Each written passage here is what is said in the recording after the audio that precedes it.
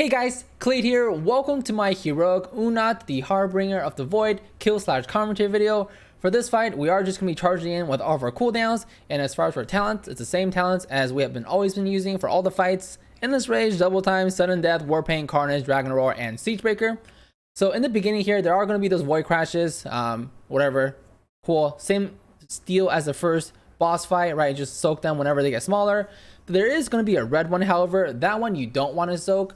Whenever you get hit by those, or if you step into the pool afterwards, they'll heal the boss for 1% of his HP. So generally avoid them, right? So this red one right here in melee, just want to get out of it, make sure nobody hits it. But I think somebody does anyways. Yes, so then the boss gets healed by 1% HP. So avoid those if you can. As far as for the relics on this fight, they're exactly the same relics as the first boss fight, with the exception, instead of the boss and the ads using them, your raid is the one that's going to be using them. So there's going to be 3 different relics: a tanking one, a healing one, and a DPS one. The DPS one is just going to be the lightning one, that, you know, same lightning one as the first boss, where everything below 25% HP gets executed instantly, and then everything gets hit by, which is every single thing on the map, will deal 50% reduction in damage.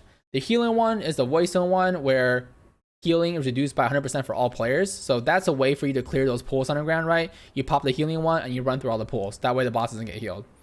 And then the last one is the tanking one, which does the shield. Don't ever use a tank one in heroic. We never use a tank one ever, so just ignore that for now, I guess. So once the boss comes back down, we're gonna hit the boss again. Also, once the lightning one is being used, you're gonna deal 50% less damage. So just watch out for that, right? If you don't have to use like your cooldowns, you might as well like just hold it right after that. So right here, right, our healer used a no heal one. You can see him sprinting over and getting that pull. That way the room is clear. There's this thing that happens, a noble terror, I guess, a circle within a circle. It's kind of hard to see. It's like the circle on the right. Just get out of it. Don't really know what happens if you get hit by it. I think you just take damage. Doesn't really matter. It's kind of awkward that it's a blue circle on blue circle, but whatever. So occasionally on the fight, there are going to be these like Mindbenders that spawn, right? If you have DKs who grip them together like that, great. Now, the tricky thing is, so you could use the lightning from the DPS ones to execute this, and they won't do their death effects. But if you guys actually wanted to pad your DPS, which I didn't know we were going to do because I just used my Dragon Roar here, but if you kill those Mindbenders, they're going to summon additional ads for you to cleave onto. So the big brain play, if you want high DPS, is to actually not kill those things with the lightning and just straight up kill them with damage and just heal through the damage, and your DPS will be much better for it. So there's that. I'm sure eventually there's going to be a point in logs where like they invalidate that damage, but for now, you could do it. For Mythic, you probably don't want to, because I'm sure they're going to do something else where you don't want to take that additional damage. But for Heroic Normal, feel free. So back on the boss whenever we can. And then when the boss goes up, cool, just keep hitting him. Nothing really happens there in the transitions. 45% HP coming up right here is when the boss is going to transition. So watch out, right? If you have any cooldowns, don't pop it right there. I've done that before. But luckily, we got ads right here. Perfect. What does that mean? Pop all our cooldowns on ads and AoE to our heart's content. Luckily, have basically every single cooldown except for Dragon Roar. No big deal. But I think somebody does end up using the lightning one. Yeah, they do end up using lightning one for some of those, so we don't get the full spawn, but we did get a good amount of these voice spawns. So AoE those, great, feels good, man. Unfortunately, since they used that rate damage one, we are doing 50% less damage here. So, you know, gotta live with that here. Not doing as great of a damage. The little zones are coming out, so just make sure you dodge them. Don't get hit by those. Don't stand in them. Just keep running the boss around the edge of the room.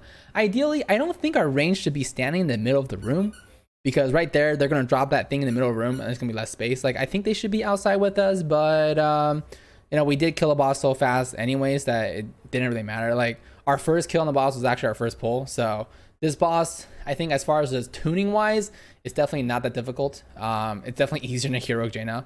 But right there, occasionally the boss is just going to mind control everybody in the raid. Or sorry, it's not a complete mind control. It's just going to make everybody hostile to everybody else.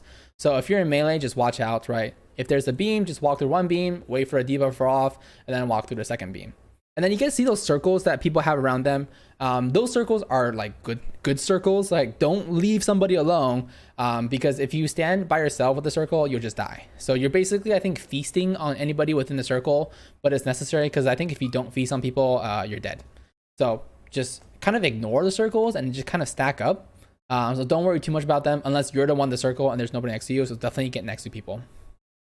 So right here, I'm just getting out a little bit, cleaving these 2 ads over here, right? Because I don't want to be in the full melee stack, because there's all these like starfalls going down, right? There's like other things, AoE. We don't have a frost mage in this raid, but in some raids we do. So just watch out for that when you do get mind controlled. You know, if you guys have a lot of DPS, especially if there's any DPS that like leaves something just like pulsing on the ground, be careful of that. That can kill you. And then of course, don't use your AoE Windwalker stun because that will stun everybody. So, and then just keep DPS on the boss, and nothing too crazy here. Yeah, so I get the insatiable here. And I'm like, oh shit, my HP is actually dying. So just pay attention to that. Make sure you stand on other people. That way, you're not dead. But relatively easy fight. If I don't die right here, I don't think I die.